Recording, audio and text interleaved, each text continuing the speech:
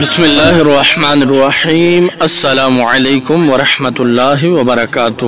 ناظرین محترم، آج میں جس ہستی کا ذکر خیر اور ذکر شہادت کرنے جا رہا ہوں، اس ہستی کو دنیا کائنات میں اس نام سے پکارا جاتا ہے، حیا کے پیکر حضرت سیدنا عثمان غنی ذو النورین رضی اللہ تعالی عنہ۔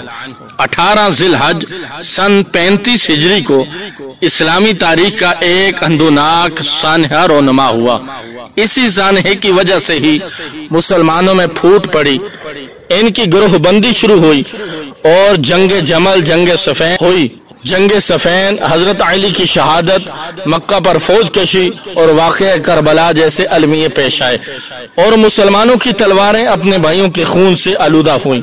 وہ مسلمان جو اخوت، مساوات، عدل و انصاف کی عظیم اور لازوال مثالیں قائم کر کے قیصر و کسریٰ جیسی بڑی ریاستوں کو سرنگوں کر چکے تھے، وہ مسلمان جو اپنے دین کی سربلندی کی خاطر اپنے مال و جان، اولاد کی پرواہ نہ کرتے تھے، ان میں فرقہ بندیاں پیدا ہوئیں جو آج تک ختم نہ ہو سکیں۔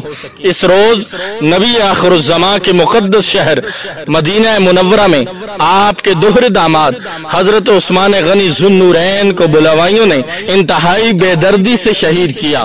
آپ رضی اللہ تعالی عنہ کا نام مبارک عثمان تھا اور آپ کے والد محترم کا نام عفان تھا، چونکہ حضور اکرم صلی اللہ تعالی علیہ وسلم کی دو نور نظر حضرت رقیہ اور حضرت ام کلثوم رضی اللہ تعالی عنہم اجمعین آپ کے نکاح میں یکے بعد دیگرے آئیں۔ اسی وجہ سے آپ کو ذو النورین کا لقب ملا۔ آپ کا سلسلہ نسب 5ویں پشت میں حضور اکرم صلی اللہ علیہ وسلم سے جا ملتا ہے۔ حضرت عثمان غنی رضی اللہ تعالی عنہ عام الفیل کے 6 سال بعد یعنی 577 ہجری میں طائف میں پیدا ہوئے۔ گویا کہ آپ عمر میں حضور اکرم صلی اللہ علیہ وسلم سے 6 برس چھوٹے تھے۔ آپ کا شمار سابقین اولین میں ہوتا ہے۔ آپ رضی اللہ تعالی عنہ حضرت ابوبکر صدیق رضی اللہ تعالی عنہ کی رہنمائی اور کوشش سے حلقہ بگوش اسلام ہوئے۔ اسلام لانے میں آپ کا شمار 5ویں نمبر پر ہوتا ہے۔ جب آپ رضی اللہ تعالی عنہ کے مسلمان ہونے کی خبر آپ کے چچا ابو العاص کو ہوئی تو وہ آگ بگولا ہو گئے اور آپ کے پاؤں میں زنجیریں ڈال کے آپ کو قید کر دیا اور یہ مطالبہ کیا کہ جب تک اس مذہب کو نہیں چھوڑو گے قید سے خلاصی نہیں ملے گی۔ لیکن اسلام کی خوبیاں ایسی ہیں کہ جو ایک مرتبہ بصیرت کے ساتھ ان کو دیکھ لے تو ہر طرح کا سکون اور آرام اس پر قربان کرنے کے لیے تیار ہو جاتا ہے۔ آپ رضی اللہ تعالی عنہ نے فرمایا، اے چچا، اس خدا کی قسم جس نے اپنی رحمت سے رسول کریم صلی اللہ علیہ وسلم کو ہم میں بھیجا ہے، اگر تم میرا سر بھی کاٹ دو گے اور میرے بدن کے ٹکڑے ٹکڑے بھی کر دو تب بھی میں اسلام نہیں چھوڑوں گا، اور میرے بدن کے ہر ٹکڑے سے کلمہ شہادت کی آواز آئے گی۔ جس طرح حضرت علی مرتضیٰ حضور اکرم صلی اللہ علیہ وسلم کے داماد تھے، اسی طرح حضرت عثمان بھی حضور اکرم صلی اللہ علیہ وسلم کے دوہرے داماد تھے۔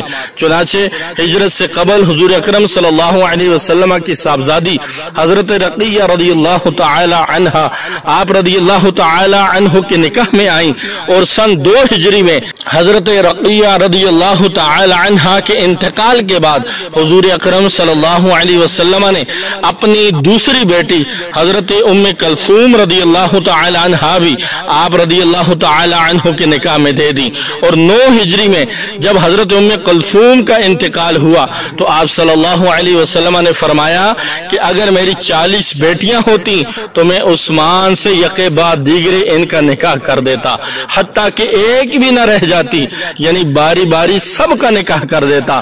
علامہ جلال الدین سیوطی نے تاریخ الخلفاء باب ذکر عثمان میں لکھا ہے کہ علماء نے فرمایا کہ اولاد آدم میں کوئی شخص ایسا نہیں گزرا جس کے نکاح میں کسی نبی کی 2 بیٹیاں یکے بعد دیگرے آئی ہوں سوائے حضرت عثمان کے، اسی وجہ سے آپ کو ذوالنورین کہلائے۔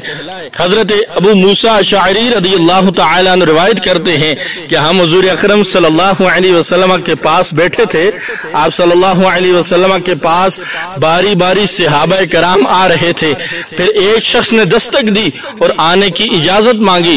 حضور اکرم صلی اللہ علیہ وسلم نے مجھ سے فرمایا کہ اس کے لیے دروازہ کھولو اور اسے جنت کی بشارت دے دو۔ میں نے دیکھا کہ وہ عثمان ہیں اور میں نے آپ کی خبر دی تو جو حضور اکرم صلی اللہ علیہ وسلم نے فرمائی تھی۔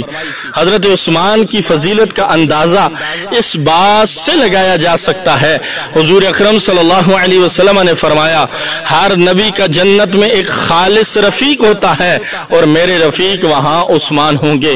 ابن ماجہ حضرت عائشہ صدیقہ رضی اللہ تعالی عنہا فرماتی ہیں کہ ایک مرتبہ حضور اکرم صلی اللہ علیہ وسلم اپنے گھر میں لیٹے ہوئے تھے اور اپنی پنڈلیوں کو کھولے ہوئے تھے۔ حضرت ابوبکر صدیق رضی اللہ تعالی عنہ اور حضرت عمر رضی اللہ تعالی عنہ آپ کی خدمت میں حاضر ہوئے۔ آپ صلی اللہ علیہ وسلم نے ان حضرات سے اسی حالت میں گفتگو فرمائی۔ پھر حضرت عثمان آئے، آپ نے اندر آنے کی اجازت طلب کی تو آپ صلی اللہ علیہ وسلم اٹھ کر بیٹھ گئے اور اپنا کپڑا ٹھیک کر لیا۔ جب سب حضرات چلے گئے تو حضرت عائشہ صدیقہ رضی اللہ تعالی عنہ نے حضور اکرم صلی اللہ علیہ وسلم سے دریافت کیا کہ حضرت عثمان کے لیے اس امتیاز کی وجہ دریافت کی تو حضور اکرم صلی اللہ علیہ وسلم نے فرمایا کیا میں اس شخص سے حیا نہ کروں جس سے آسمان کے فرشتے بھی حیا کرتے ہیں؟ وصی رسول اسے کہتے ہیں جسے حضور اکرم صلی اللہ علیہ وسلم نے شخصاً کسی خاص وصیت سے نوازا ہو۔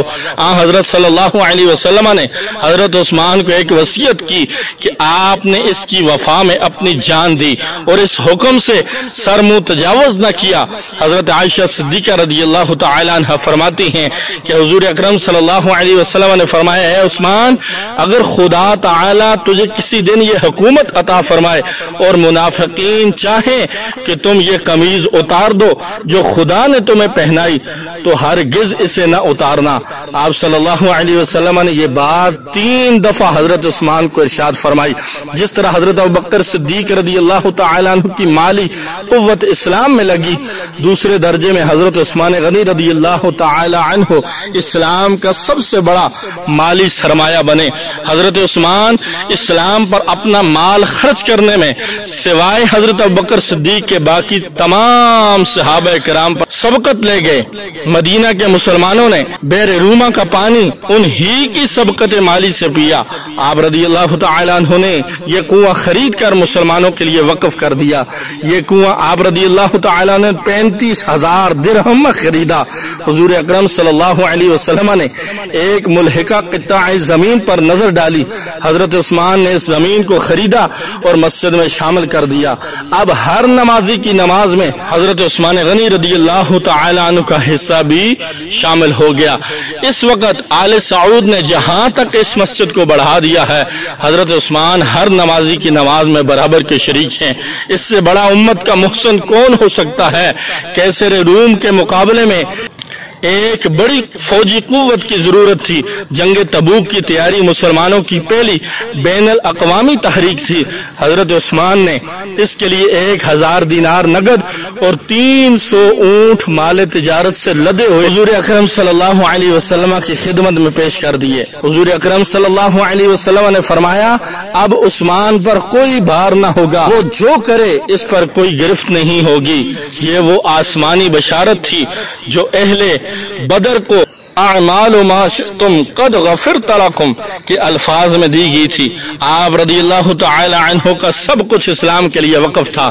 تاریخ نے جس کو غنی کہا وہ زندگی کے آخر میں اس قدر بے بس تھا کہ اپنی حفاظت کے لیے خرچ سے محافظ دستہ نہ رکھ سکتا تھا، اور تقوی کی شان یہ تھی کہ بیت المال کے خرچ سے اپنی جان کی حفاظت کرنا ناجائز جانا، یہاں تک کہ اپنی جان حضور اکرم صلی اللہ علیہ وسلم کے شوق ملاقات ملاقات میں اس طرح جان آفرین کے سپرد کی، یہ وہ شان تقوی جذبہ انفاق ہے جس نے حضرت عثمان کو حضرت ابوبکر صدیق رضی اللہ تعالی عنہ کے بہت قریب کر دیا تھا۔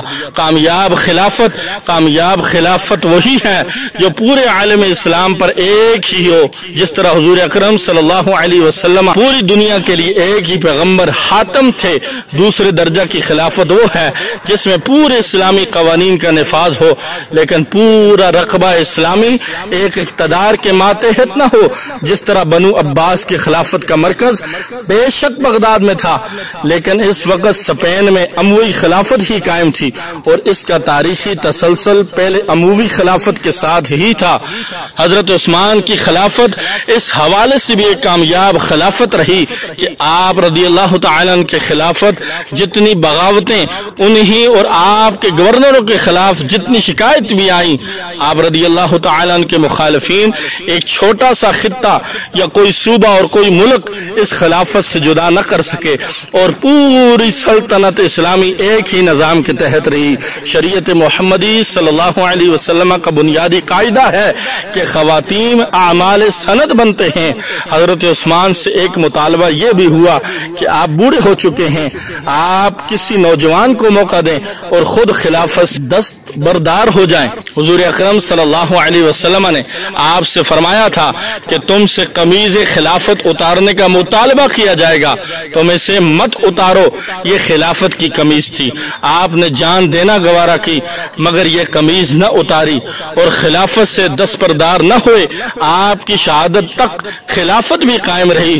شہادت حضرت عثمان غنی رضی اللہ تعالیٰ کو 18 ذی الحج 35 ہجری کو مدینہ منورہ میں 40 دن کے محاصرے کے بعد اس حال میں شہید کیا کہ 40 دن تک آپ بھوک اور پیاس کی حالت میں رہے۔ تاریخ گواہ ہے کہ جب حضرت عثمان غنی رضی اللہ تعالیٰ عنہ کو پر بلاوائیوں نے تلوار چلائی تو اس وقت آپ رضی اللہ تعالی عنہ قرآن پاک کی تلاوت کر رہے تھے، اور آپ رضی اللہ تعالی عنہ کے خون کا پہلا قطرہ قرآن مجید کی سورہ بقرہ کی اس آیت مبارکہ پر گرا، فَسَيَكْفِيكَهُمُ اللَّهُ۔ اس طرح قرآن اور حضرت عثمان کا تعلق زندگی کی آخری سانسوں تک قائم رہا۔ حضرت جبیر بن مطعم رضی اللہ تعالیٰ عنہ نے آپ کی نماز جنازہ پڑھائی اور جنت البقیع میں آپ کی تدفین ہوئی۔ آپ کو حضرت حسن بن علی رضی اللہ تعالیٰ عنہ نے قبر مبارک میں اتارا۔